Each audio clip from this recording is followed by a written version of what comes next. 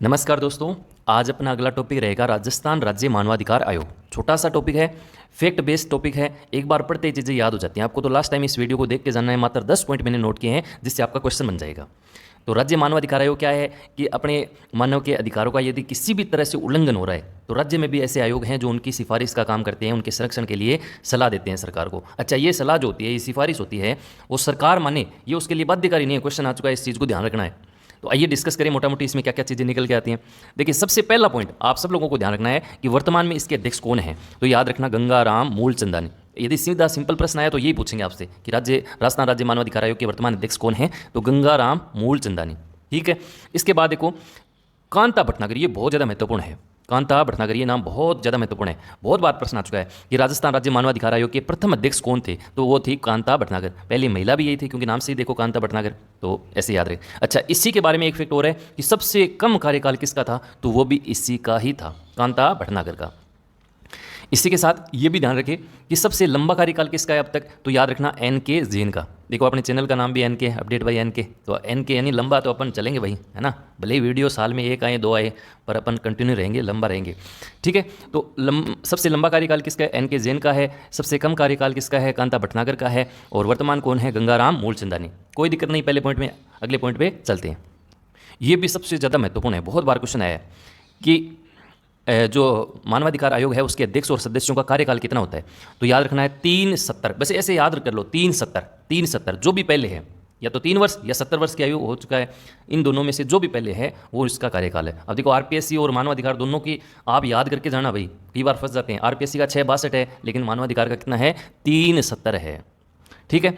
अध्यक्ष पद की जो योग्यता होती है आप सब लोग जानते हैं भाई, मानवाधिकार आयोग है, इसका मतलब मानव के अधिकारों की जानकारी कौन रख सकता है भाई। अच्छा खासा जानकार कौन होता है, अपने पूरे राज्य की बात करें, देश की बात करें, तो मेरे ख्याल से वकील जो होता है, एडवोकेट जो होता है, जज होता है, या न्यायाधीश होते हैं, उनसे अच्छा कोई मतलब जानकार हो सकता है क्या, जो मतलब पूरी चीज़ें जानते हैं, अधिकार वगैरह जानते हैं, अनुच्छेद वगैरह जानते हैं। तो इसका मतलब कोई ना कोई जज वगैरह ही हो सकता है। तो अध्यक्ष पद की योग्यता क्या है कि हाईकोर्ट जो है, अपना उच्च न्यायालय जो है, उसका सेवानिवृत्त मुख्य न्यायाधीश ये होना चाहिए। सेवानिवृत्त क्या होना चाहिए, मुख्य न्यायाधीश। लेकिन एक बात पे विशेष ध्यान रखना, 2019 जो अपना मानवाधिकार संरक्षण अधिनियम है 1993 में, उसमें संशोधन हुआ और उसमें यह कहा गया कि हाईकोर्ट के जो सेवानिवृत्त मुख्य न्यायाधीश हैं उसके साथ साथ अन्य जो न्यायाधीश हैं वो भी अध्यक्ष पद की योग्यता रखेंगे। इस चीज़ को विशेष ध्यान रखना है। कोई जरूरी नहीं है कि अपने हाईकोर्ट का मुख्य न्यायाधीश ही हो, जो अन्य न्यायाधीश हैं वो भी इस पद की योग्यता रखेंगे, क्योंकि भाई अच्छे जानकार होते हैं। हाईकोर्ट का एक न्यायाधीश होना एक बहुत बड़ी गर्व की बात है। तो ऐसा थोड़ी है कि उसको इन चीज़ों के बारे में पता नहीं है, तो ये थोड़ा ध्यान रखना है। इंपॉर्टेंट है, ये बहुत इंपॉर्टेंट पॉइंट है, पूछ सकते हैं आपसे। चलिए, अब देखो, सबसे ज़्यादा महत्वपूर्ण ये है इसकी नियुक्ति। अब देखो, राजस्थान राज्य मानवाधिकार आयोग के अध्यक्ष की नियुक्ति कौन करता है, सदस्यों की नियुक्ति कौन करता है, तो वो करता है एक चयन समिति होती है, जो क्या करती है, सिफारिश करती है। और इस सिफारिश के आधार पर कौन करता है, आपका राज्यपाल करता है। अब प्रश्न क्या आता है कि इस चयन समिति होती है, इसमें कौन कौन होते हैं, इसका अध्यक्ष कौन होता है, क्या राज्यपाल इसका सदस्य होता है क्या, ना। पहली चीज़ तो ये ध्यान रखने की, राज्यपाल इस चयन समिति का सदस्य नहीं होता है। बहुत बार क्वेश्चन आया है। तो इस चयन समिति में कौन कौन होता है, इस चयन समिति में एक होता है अध्यक्ष, जो कौन होता है, राजस्थान जो भी राज्य है उसका मुख्यमंत्री। एक होता है उस राज्य का गृह मंत्री। एक होता है नेता प्रतिपक्ष, विधानसभा का जो नेता प्रतिपक्ष है वो होगा। और एक होता है विधानसभा का अध्यक्ष, विधानसभा अध्यक्ष। कोई दिक्कत नहीं है मेरे ख्याल से। अगर कोई किसी राज्य में विधानमंडल है तो वहाँ पे विधानमंडल का जो प्रतिपक्ष नेता होता है वो भी इसमें शामिल होता है। अपने तो राजस्थान में विधानसभा है, तो अपन को तो इन 4 से ही मतलब है कि चयन समिति में 4 सदस्य होंगे। एक अध्यक्ष होगा, एक गृह मंत्री होगा, एक आपका नेता प्रतिपक्ष होगा और एक विधानसभा अध्यक्ष होगा। इन चयन समिति की जो सिफारिश करेगी उसके द्वारा राज्यपाल राज्य मानवाधिकार आयोग के अध्यक्ष और सदस्यों की नियुक्ति करता है। लेकिन मैंने नोट लगा के लिखा है, इस चीज़ को विशेष ध्यान रखना कि राज्यपाल इस चयन समिति का सदस्य नहीं होता है। तीसरा पॉइंट मेरे ख्याल से गलत नहीं होना चाहिए, ध्यान रखना इसको। चलिए, अच्छा, ये जो धारा है, यानी जो अपना मानव अधिकार संरक्षण अधिनियम है 1993 का, जो ये आधार है एक प्रकार से इसका, तो इसकी कौन सी धारा के तहत ये नियुक्ति वगैरह होती है, तो धारा 22। अब नीचे लास्ट में अपन धारा पढ़ेंगे, धारा 21 से 29 जो है वो इसका उल्लेख करती हैं, इस एक्ट जो है इसकी, तो वो लास्ट में थोड़ा सा देखेंगे। बाकी इसमें ज़्यादा इंपॉर्टेंट नहीं है, जो मेन धाराएं वही आपको याद रखनी है, मैं बता दूंगा आपको। चलिए, चौथा पॉइंट है, आसान सा है कि राज्य मानवाधिकार आयोग की सिफारिशें जो होती हैं वो सलाहकारी हैं, बाध्यकारी नहीं है। ऑप्शन में आएगा बाध्यकारी है क्या, सरकार इसके लिए बाध्यकारी है क्या, ना, सलाहकारी है, सिफारिश कर सकती है। चलो, इसके बाद देखो, इसका जो गठन है, यानी राज्य मानवाधिकार आयोग का गठन है, वो कौन सी धारा के तहत हुआ, ये बहुत इंपॉर्टेंट प्रश्न है। एक तो गठन वाला, एक नियुक्ति वाला, और एक दो और है वो अपन नीचे बात करेंगे। तो ये है धारा 21 से 1, कोई दिक्कत नहीं है। अब इसके गठन से संबंधित अपन थोड़ी चर्चा कर लेते हैं। क्वेश्चन यहाँ से बनता है, देखिए, गठन की जो अधिसूचना है यानी स्थापना की जो अधिसूचना है वो कब जारी हुई? 18 जनवरी 1999। ये दोनों याद रखना है, जनवरी 1999। ऑप्शन में आएगा आपको फरवरी 1999, जनवरी 1999, तो याद रखना जो अधिसूचना जारी हुई थी वो तो जनवरी 1999 में हुई थी, लेकिन ये कार्यशील जो है यानी विधिवत जो स्थापना है वो कब हुई थी? मार्च 2000 से इसने ये कार्य प्रारंभ कर दिया था। कोई दिक्कत नहीं। उस टाइम इसमें क्या था? एक अध्यक्ष था और 4 इसके सदस्य थे। प्रश्न पूछ सकते हैं कि जब मानवाधिकार आयोग का गठन हुआ उस समय इसकी संरचना क्या थी? तो उस समय एक अध्यक्ष था, 4 सदस्य थे, टोटल कितने थे? 5। लेकिन वर्तमान बहुत ज़्यादा महत्वपूर्ण है, वर्तमान की जो संरचना है वो आपसे एग्जाम में बहुत ज़्यादा महत्वपूर्ण बनती है। तो वर्तमान में क्या है? एक अध्यक्ष है और 2 इसके सदस्य होने चाहिए। टोटल पूछे तो कितने हो गए? 3। ये इसकी वर्तमान संरचना है। अब अध्यक्ष वर्तमान कौन है? गंगाराम मूलचंदानी। अगर मान लो आप इसको 2-3 साल बाद इस वीडियो को देख रहे हैं तो सिर्फ अध्यक्ष चेंज होगा, वो आप देख लेना अपने अकॉर्डिंग। सदस्य भी बाद में चेंज हो सकते हैं तो वो देख लेना। जैसे 2021 में ये महेश गोयल वगैरह सदस्य थे, लेकिन वर्तमान में 2 सदस्य की बात करें तो ये थे अशोक गुप्ता है और एक है रामचंद्र झाला। थोड़ा सा आपने एक बार आंखों से निकालना है, क्या पता ऑप्शन में मिल जाए तो थोड़ा सा ऑप्शन काटने में इजी रहेगा। कोई दिक्कत नहीं है। चलिए आगे। पॉइंट नंबर 6, ये भी छोटा सा पॉइंट है और इसमें कुछ इंपॉर्टेंट पॉइंट लिखे हैं जो जाना है। जैसे ऑप्शन मिल सकते हैं, जैसे आयोग की खुद की एक तो क्या होती है? जांच एजेंसी होती है। एक तो इंपॉर्टेंट ये है, आयोग है उसकी खुद की क्या होती है? एक जांच एजेंसी होती है। और इसकी अध्यक्षता कौन करता है? एक पुलिस अधिकारी करता है, जो महानिरीक्षक का जो पद होता है उससे नीचे का पद है, मतलब उसके नीचे की वरीयता नहीं रखता हो, महानिरीक्षक के पद से नीचे की वरीयता नहीं रखता हो। तो ये थोड़ा सा पूछ सकते हैं, ध्यान रखना है। एक ये देखना, आयोग के सचिव पदानुक्रम में राज्य सरकार के सचिव स्तर के नीचे के नहीं होते हैं।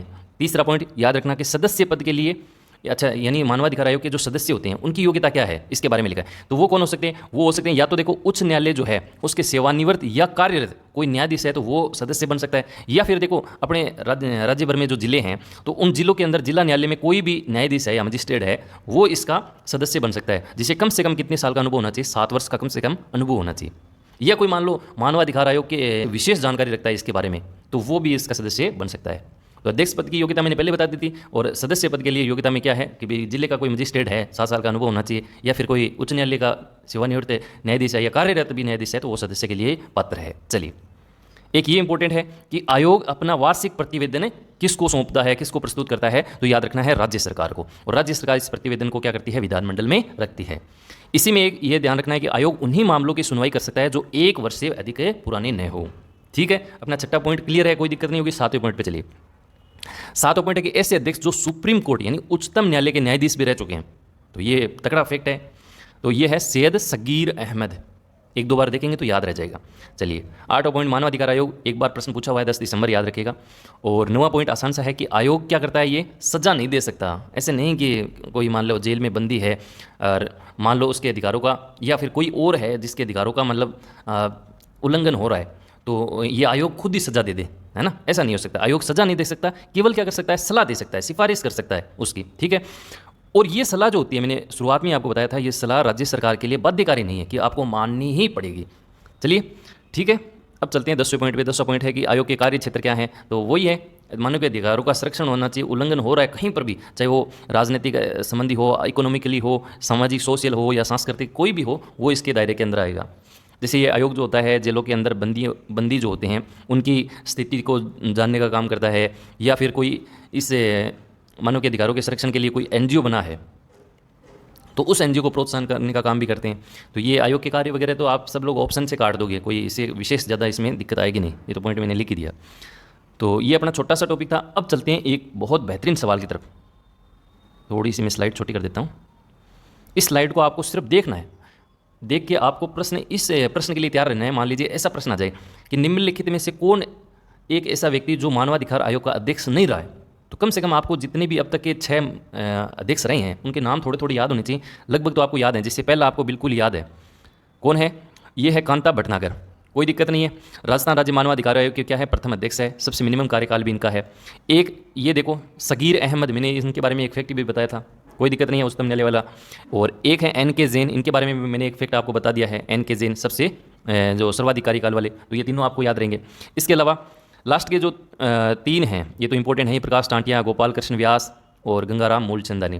तो ये आपको मतलब इस प्रश्न के लिए तैयार रहना है कि इनमें से कौन सा मानवाधिकार आयोग के अध्यक्ष नहीं रहा है, तो ये थोड़ा सी ध्यान में रखनी है। चलिए अब देखिए, जो ये एक्ट है 1993 वाला, इसमें इस अधिनियम इस राज्य मानवाधिकार आयोग के कुछ धाराएं वगैरह हैं जिसमें आपके 21 से 29 दे रखे हैं। तो आपको 2-3 इंपॉर्टेंट हैं जो मैं आपको बता रहा हूँ। इन धाराओं के अंदर राज्य मानवाधिकार आयोग के गठन दे रखे हैं, शक्तियाँ दे रखी हैं और कार्यों का विवरण दिया गया है। जैसे धारा 21(1) अपन ने पढ़ी थी, तो इसमें क्या था, राजस्थान राज्य मानवाधिकार आयोग का गठन की अधिसूचना 1999 में, कार्यशील 2000 से हुआ। पहली कौन थी, कांता भटनागर थी। ऐसे आप चीज़ों को जोड़ के पढ़ोगे तो छोटा सा टॉपिक है, आराम से क्लियर हो जाएगा।